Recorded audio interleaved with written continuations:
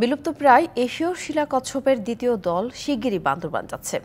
এই প্রজাতির কচ্ছপের প্রথম দলকে রেখে আসা হয়েছিল 2021 সালে। এশীয় শিলা কচ্ছপের দ্বিতীয় দলের সাথে আরেক বিলুপ্তপ্রায় হলুদ পাহাড়ি কচ্ছপের প্রথম দল যাচ্ছে লাওয়াছড়া জাতীয় উদ্যানে। এরা সবাই গাজীপুরের কচ্ছপ সংরক্ষণ কেন্দ্রে বেড়ে উঠেছে।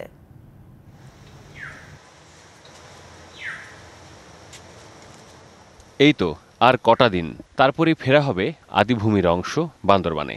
2021 সালে জন্ম নেয়া এই এশীয় শিলা কচ্ছপগুলোর অপেক্ষা এখন আনুষঙ্গিক প্রস্তুতির।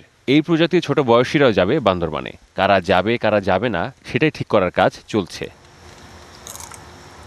বিভিন্ন বয়সী হলুদ পাহাড়ি কচ্ছপও আনুষঙ্গিক প্রস্তুতির অপেক্ষায়। তাদের মধ্যে লাওয়াছড়ায় যাবে এমন সংখ্যা মোটামুটি 10। হেলথ চেক অলমোস্ট ডান, আমরা জাস্ট ট্রান্সমিটারের জন্য ওয়েট করতেছি। ওটা আসলে আমরা সেপ্টেম্বরের দিকে হয়তো মানে জঙ্গলে ছেড়ে দেবো। কিছু 5 বছরের বাচ্চা থাকবে আর কিছু 2.5 বছরের বাচ্চা থাকবে। প্রথমবার যখন ছেড়েছিলাম আমাদের ধারণা মতো ওগুলো সবগুলো ফিমেল ছিল।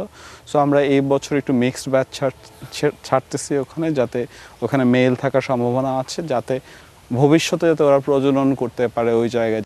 আরও 2 প্রজাতি দিবা এবং পাতা কচ্ছপও একই সাথে বড় হচ্ছে গাজীপুরের রাজেন্দ্রপুরে অবস্থিত কচ্ছপ সংরক্ষণ কেন্দ্রে।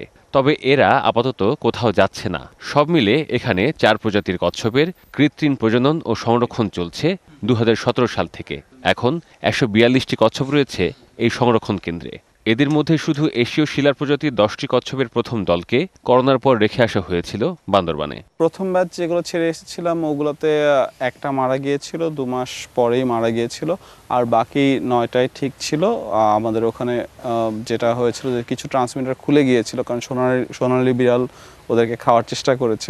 ট্রান্সমিটারগুলো আবার লাগিয়ে দিয়েছি। 2টাকে আমরা কচ্ছপটা পাইনি, বাট ট্রান্সমিটার ছিল। 90% সার্ভাইভ করার চান্স অনেক হাই, কারণ আমরা আশেপাশে কারো থেকে, যেহেতু পাড়াবাসীরাই দায়িত্ব নিয়েছিল এটা সংরক্ষণ করার, সো ওদের কাছ থেকে কেউ শিকার করেছে বা কেউ নিয়ে গেছে এরকম কোনো খবর পাই না। আশা করতেছি 9টাই বেঁচে আছে। কচ্ছপগুলোর নিজ নিজ আদিভূমিতে রেখে আসা হচ্ছে শুধু সন্তানদের, আর মা বাবাদের রাখা হয়েছে সংরক্ষণ কেন্দ্রেই। তারা এখানেই থাকবে সন্তান উৎপাদনের স্বার্থে। Jewel Theotonius, DBC news, Gazipur.